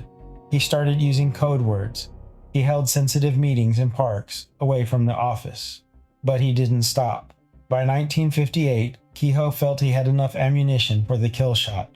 He wanted congressional hearings. Open televised hearings where Air Force officers would be put under oath and forced to answer questions about the Mantell crash, the Washington flap, and the Levelland landings. He knew that if he could get the Air Force under oath, the cover-up would collapse. They would either have to commit perjury on a massive scale, or they would have to tell the truth. He worked his contacts on Capitol Hill. He found a sympathetic ear in the Senate Committee on Government Operations. He drafted a list of questions for the senators to ask. He prepared briefing books. He lined up his star witnesses, the pilots, the radar men, the admirals. He was ready for the showdown. But the silence group was ready too. They knew that hearings would be the end of the game. They mobilized their own lobby. Air Force legislative liaison officers swarmed the Hill. They met with senators behind closed doors. They whispered the magic words, national security. They told the senators that UFOs were a matter of vital defense, that discussing them in public would give valuable data to the Soviets, that it would cause panic. They played the patriotism card, and they played the ridicule card. They told the senators that Keyhoe was a grifter, a sci-fi writer trying to sell books. They laughed at the little green men. Slowly, the support for hearings began to evaporate. Senators who had been interested suddenly became too busy. Committee chairmen stopped returning Keyhoe's calls. Keyhoe watched as his dream of a public reckoning slipped away. But he didn't retreat. He entrenched. He realized that this wasn't going to be a quick victory. It was going to be a siege. He tightened the vetting process for members to weed out the infiltrators. He doubled down on the scientific approach. He began to work on a document that he believed would be undeniable, a document that couldn't be laughed away. He called it the UFO evidence. It would be a massive encyclopedic report. No speculation, no theories, just cases. 700 of the best, most vetted, most unimpeachable cases from the National Investigations Committee on Aerial Phenomena files. He would categorize them: radar visual cases, pilot encounters, physical trace cases. He would list the witnesses by profession: astronomers, police officers, military personnel. He would build a brick wall of facts that the Air Force couldn't knock down. As the 1950s drew to a close, the energy in the country was changing. The buttoned-down conformity of the Eisenhower years was giving way to the restlessness of the coming decade. A young senator named John F. Kennedy was running for president. There was talk of a new frontier. Keyhoe saw an opportunity. A new administration meant new leadership at the Pentagon, new people to convince. He prepared the National Investigations Committee on Aerial Phenomena for the long haul. The shadow cabinet was in session. But as 1960 approached, Keyhoe received a warning from one of his deep sources. "Major," the voice on the phone said, "you're making them nervous. They don't know how to handle you. They can't silence you, and they can't ignore you." "So what will they do?" Keyhoe asked. "They're going to wait you out," the source said. "They have time. You don't. They're going to let you run out of money. They're going to let you run out of steam, and they're going to wait for you to make a mistake." Keyhoe hung up the phone. He looked around his office. The stacks of files were higher than ever. The mystery was deeper than ever. He was 63 years old. He was tired. He was broke. He sat down at his typewriter. He inserted a fresh sheet of paper, and he began to write the next chapter of the war. 1960. The thrill of the chase was gone. The adrenaline of the 1950s, the intercepts, the headlines, the feeling that the truth was just around the corner, had faded into a gray, grinding war of attrition. Donald Keyhoe sat in his office at the National Investigations Committee on Aerial Phenomena headquarters. The room was smaller now. The furniture was worn. The filing cabinets were overflowing, not just with reports of flying saucers, but with unpaid bills. It was a time of endurance, a time when the glamour of the crusade was stripped away, leaving only the hard, bone-deep exhaustion of a man fighting a giant that refused to die. The Air Force had changed tactics. They weren't holding press conferences anymore. They weren't engaging in public debates. They had adopted a strategy of aggressive apathy. They simply ignored the National Investigations Committee on Aerial Phenomena. They threw the reports in the trash. They issued form letters. They tried to starve the movement of oxygen, and it was working. The high-profile board members were still there, Hillenkoetter, Barney, but they were getting older. They were tired. The donations were drying up. Keyhoe was pouring his own money into the organization, draining his savings to pay the postage for the newsletter to keep the lights on. He was 63 years old. He should have been retired. He should have been fishing. Instead, he was working 18-hour days, fighting a two-front war. On one front, he was fighting the Air Force and their silence group, who had retreated behind a wall of stone. On the other front, he was fighting his own people. As the money ran low, the infighting began. The shadow cabinet started to fracture. Board members questioned Keyhoe's decisions. They questioned his relentless, aggressive style. They wanted a softer approach. They wanted to make nice with the Air Force. Keyhoe refused. "You don't make peace with a liar," he told them. "You break them." This rigidity, this refusal to compromise, kept the National Investigations Committee on Aerial Phenomena alive, but it also turned it into a pressure cooker. Keyhoe became paranoid. He saw CIA agents in the shadows. He suspected his mail was being read, and he was probably right. But while the humans squabbled in Washington offices, the phenomenon itself changed. In the mid-1960s, the saucers came back, and they came back with a vengeance. It started in Socorro, New Mexico in April 1964. A police officer named Lonnie Zamora saw a craft land in a gully. He saw two small figures in white coveralls standing next to it. He saw the craft blast off with a roar of blue flame, leaving physical traces, burned brush, landing gear imprints, fused into the desert floor. This wasn't a light in the sky. This was a physical landing, a close encounter of the third kind. The Air Force's Project Blue Book investigators arrived. They couldn't debunk it. Their own consultant, the astronomer Dr. J. Allen Hynek, investigated. He found Zamora credible. He found the physical evidence compelling. For the first time, cracks began to appear in the Air Force's armor. Dr. Hynek, the man paid to explain away the saucers, was starting to doubt the official line. Keyhoe sensed the shift. They plastered the Socorro case all over the media. They screamed from the rooftops. Physical evidence, police witness. What more do you need? But the dam didn't break. The Air Force labeled it unidentified and buried it. Then came 1965, the Great Wave. Suddenly the sky was full of them. Reports poured in from Texas, Oklahoma, and New Hampshire. Police officers, pilots, entire towns saw massive objects maneuvering at low altitude. On the night of August 2nd, 1965, thousands of people across 4 Midwestern states watched a formation of multicolored lights dance across the sky. Radar at Whiteman Air Force Base tracked them. The Air Force explanation: stars. Keyhoe went on the attack. He pointed out that the radar had tracked the objects moving at 4,000 miles per hour. Do stars fly at Mach 5? He asked the press. Do stars make right-angle turns? The ridicule was starting to wear thin. The public wasn't buying the swamp gas and weather balloon stories anymore. They were seeing these things with their own eyes. And then in March of 1966, the breaking point arrived. Dexter, Michigan. For 2 nights, dozens of witnesses, including a dozen police officers, watched glowing football-shaped objects maneuvering over swamps and farm fields. They saw them hover. They saw them land. The Air Force sent Dr. Hynek to investigate. The pressure was immense. The press was in a frenzy. Hynek, under orders from the Pentagon to find a conventional explanation, held a press conference.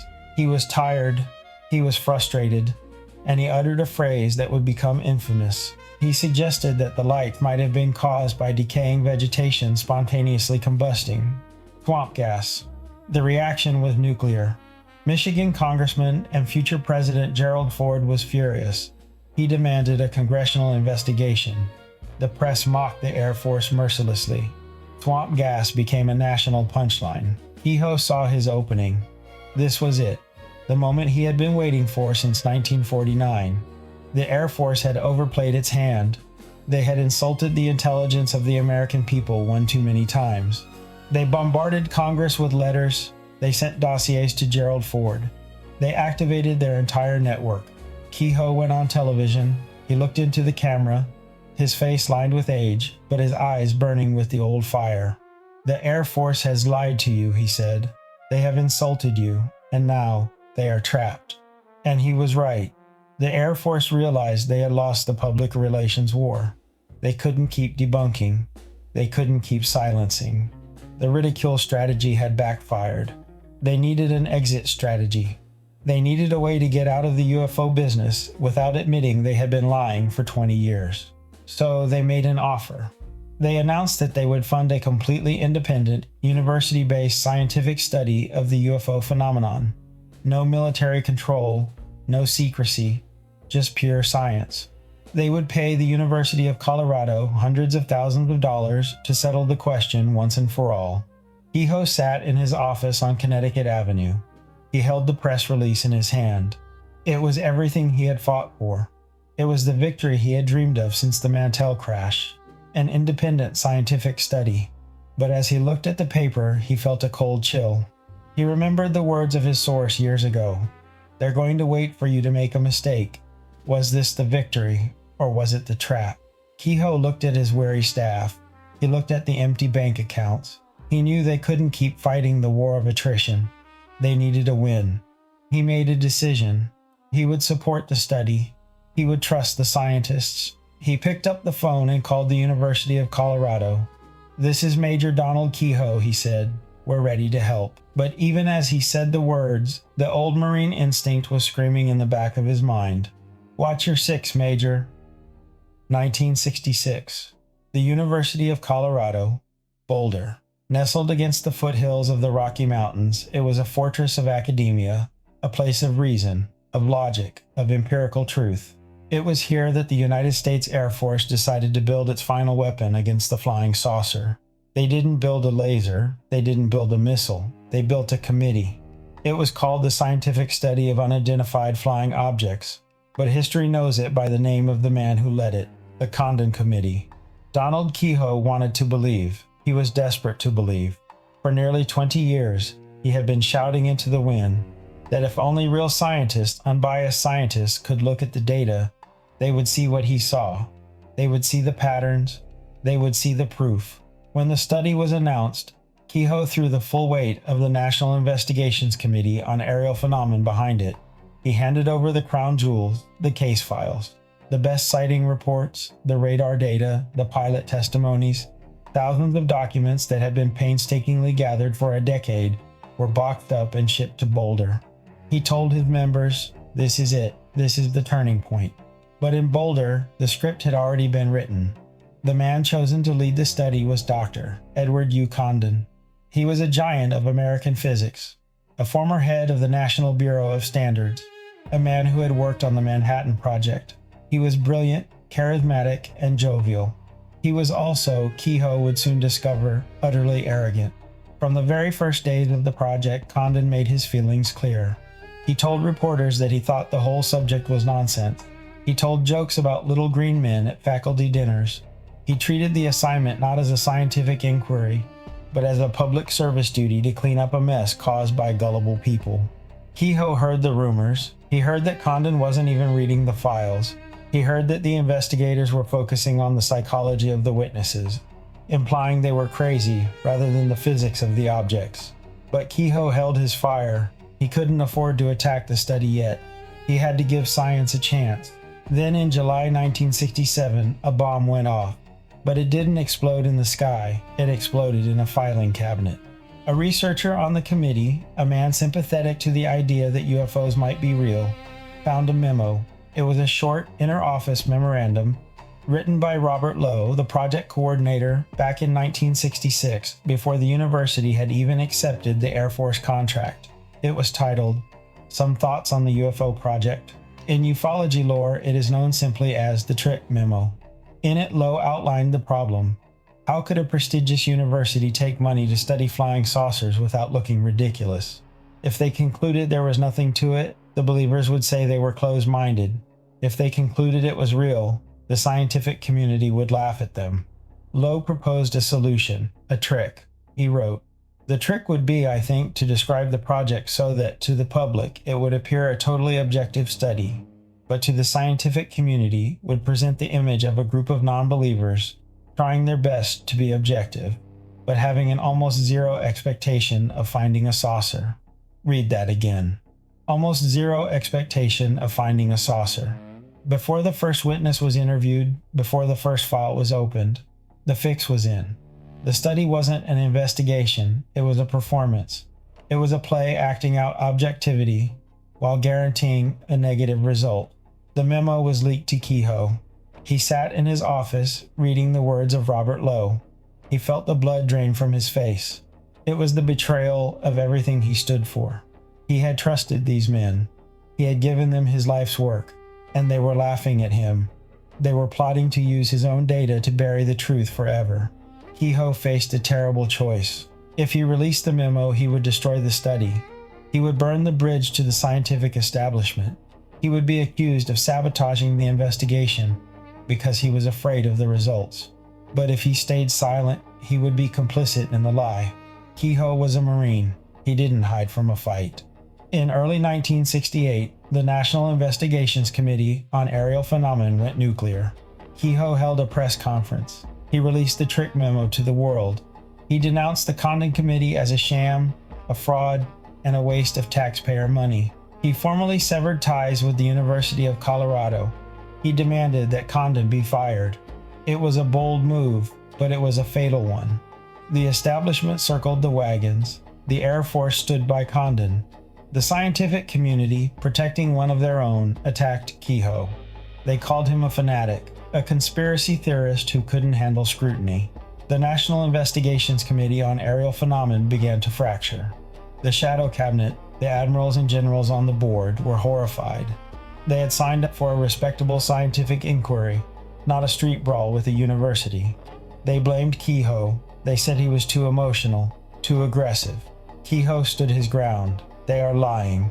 He roared, "Can't you see? It's the silence group all over again." But the tide had turned. In January 1969, the Condon Report was finally released. It was a massive document, nearly 1,500 pages, and it was a masterpiece of deception. The body of the report actually contained many cases that the scientists admitted they couldn't explain. There were sightings by astronauts, by pilots, by police that remained unknown. But nobody read the 1,500 pages. They read the conclusions and recommendations at the front, written by Edward Condon himself. Condon ignored the findings of his own staff. He wrote a summary that dismissed the entire phenomenon. He wrote, "Our general conclusion is that nothing has come from the study of UFOs in the past 21 years that is added to scientific knowledge. Further extensive study of UFOs probably cannot be justified." It was the death sentence. The media headlines screamed, "Scientific study finds UFOs are bunk. Air Force vindicated. Saucers do not exist." The Air Force immediately used the report as justification to close Project Blue Book. They shut down the public relations desk. They washed their hands of the whole thing. The cover-up was complete, and this time it had the stamp of science. For Keyhoe, the blow was mortal. The National Investigations Committee on Aerial Phenomena collapsed. The membership, disheartened by the scientific proof that they were chasing ghosts, stopped paying dues. The money vanished. The Board of Governors, the men Keyhoe had recruited to lend him strength, turned on him. In December 1969, they called a meeting. It wasn't a strategy session, it was a court-martial. They told Keyhoe he was done. They told him his war was lost. They told him he was a liability. Donald Keyhoe, the architect of ufology, the man who had fought the Pentagon to a standstill, was fired from his own organization. He walked out of the office on Connecticut Avenue for the last time. He was 72 years old. He was broke. His reputation was in tatters. He went home to his wife. He put his files in the basement. The trap had sprung, and it had caught him perfectly. 1973. Donald Keyhoe is an old man now. He sits in his home in Luray, Virginia, far from the corridors of power. The battles of the 1950s feel like ancient history. The world has moved on. Vietnam, Watergate, the moon landing. We went to the moon, and we didn't find a base. We didn't find the saucer fleet. We found dust and rocks. To the world, the UFO mystery is a joke, a relic of the paranoid 50s, a fad that died with the hula hoop. But Keyhoe is not done. He has one last round in the chamber. He sits at his typewriter, and he writes his final book. Aliens from Space. It is a desperate, angry, final testament. In it, he shifts his target. He no longer blames the Air Force alone. He realizes the Air Force was just the hammer. The hand that held the hammer was the CIA. He argues that the Condon Committee was a CIA operation from start to finish. He screams into the void, "They are still here. They are still watching. And we are still being lied to." The book is published, it sells, but it doesn't set the world on fire. Keyhoe is yesterday's man. He spends his final years in quiet retirement. He gives interviews to young researchers who make the pilgrimage to his home. He tells them the old war stories. He warns them about the Silence Group. On November 29, 1988, Donald Edward Keyhoe dies. He was 91 years old. The obituaries were small. UFO writer dies. Author of Flying Saucer books passes away. It seemed like the end of the story, a curious footnote in American history. A man who chased ghosts and lost. But was it the end? Look around you. Look at the world. Donald Keyhoe is dead, but his ghost is everywhere. He didn't leave behind a captured saucer. He didn't leave behind an alien body. He left behind something far more powerful. He left behind a template. Think about the modern conspiracy theory. Think about how we view the world today. The idea that the government is hiding a massive secret. Keyhoe invented that narrative for the modern age. The idea of the insider whistleblower, the military man who comes forward to tell the truth. Keyhoe was the prototype. The idea that absence of evidence is evidence of conspiracy. That the fact they won't talk proved they are guilty. That is pure Keyhoe logic, from the deep state to Area 51. Every modern conspiracy theory is built on the foundation that Donald Keyhoe poured in 1950. He taught us how to mistrust. He taught us how to read between the lines of official denials. He created the language of the unknown, but his legacy is even more specific than that. Look at the news today. Look at the headlines in the New York Times. Look at the hearings in Congress. UAP, unidentified anomalous phenomena.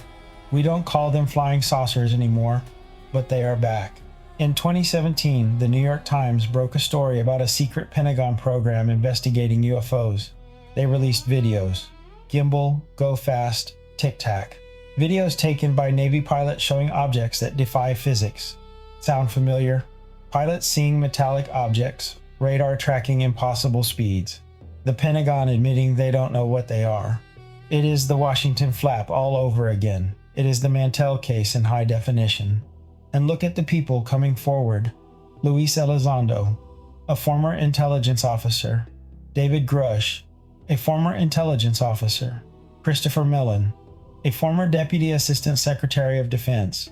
Credible men, insiders, whistleblowers, coming forward to say that the government has recovered craft, that there is a non-human intelligence, that there is a cover-up.